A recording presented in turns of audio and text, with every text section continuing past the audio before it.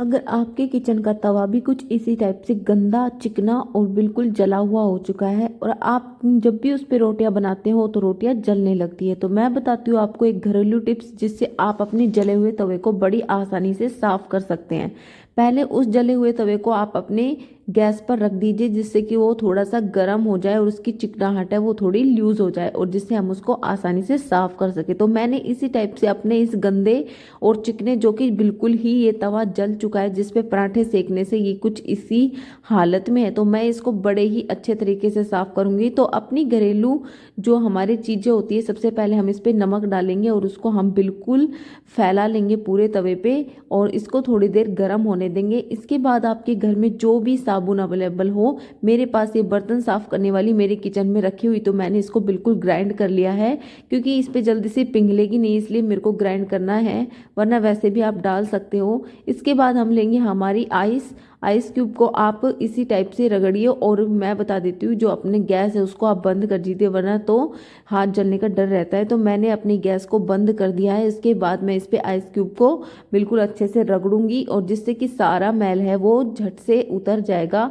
और मैं इसको ऐसे थोड़ी देर के लिए रगड़ती रहूंगी क्योंकि मैंने जो तवा है वो बिल्कुल अब ठंडा हो गया है और मैंने इस पर थोड़ी देर के लिए आइस को रख दिया था और आप देख सकते हो कि आइस से इसका जो कालापन है वो बिल्कुल छूट चुका है। और मैं आपको साफ करके दिखाती हूँ कि ये जैसा तवा पहले था वैसा ही बिल्कुल साफ हो चुका है। इस पे ना कोई चिकनाहट है और ना कोई कालापन है।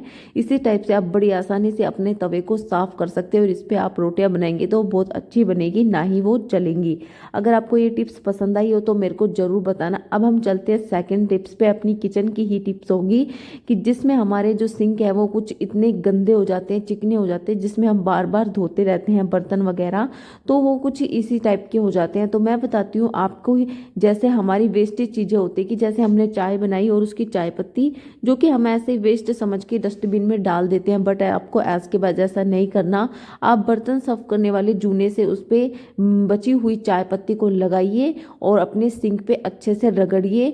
ये बिल्कुल इतना अच्छा काम करेगा कि मैंने भी नहीं सोचा था कि इतना अच्छे तरीके से ये साफ कर सकता है। इसको पूरे सिंक पे रगड़ के थोड़ी देर के लिए छोड़ दीजिए और इसके बाद मैं आपको साफ करके भी दिखाऊंगी कि ये कितना अच्छा, और इसकी चिकनाहट है वो बिल्कुल सिंक की जा चुकी है और ये इतना चमकने लगा है। तो अब इसको हमने अच्छे से रगड़ दिया है, अब है इसको धोने की। तो अब सिंक को हम अच्छे से धुल देंगे और ऐसा कुछ नहीं है कि चाय पत्ती इसकी जाली में फंसेगी। मेरी जो सिंक की जाली है वो बिल्कुल इतने मोटे हैं उसमें होल की आसानी से ये जो नाली में चली जाएंगी, इसका कोई भी पत्ता फंसने वाला नहीं है। तो मेरा सिंक बिल्कुल साफ हो चुका है हमारी बची हुई वेस्ट चाय पत्ती से ही। आप भी इसी टाइप से अपने सिंक को साफ कर सकते हैं और देखो ये बिल्कुल भी चिकना नहीं है और बिल्कुल चमक गया है।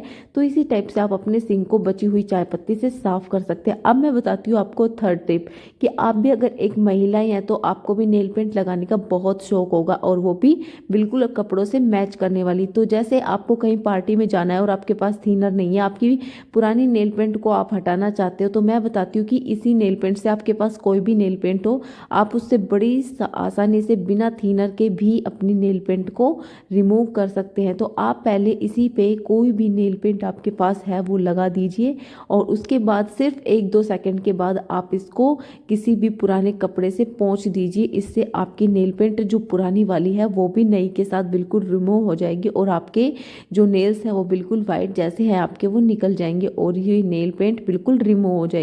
तो आप बिना थिनर के आप आसानी से अपनी नेल पेंट को रिमूव कर सकते हैं और कोई भी आप जो लगाना चाहते हो उसके बाद आप कोई भी नेल पेंट यूज़ कर सकते हो। ये बहुत ही आसान टिप है और आप इससे अपनी नेल पेंट रिमूव कर सकते हो। आपका जो मन हो आप उस टाइप की फिर से लगा सकते हो। तो आपको इन तीनों टिप्स में से सबसे अच्छी टिप्स कौन सी लगी वो मेरे को कमेंट करके ज़रूर बताना। और अगर वीडियो पसंद आई हो तो लाइक कीजिए, शेयर कीजिए, चैनल को सब्सक्राइब कीजिए। बाय।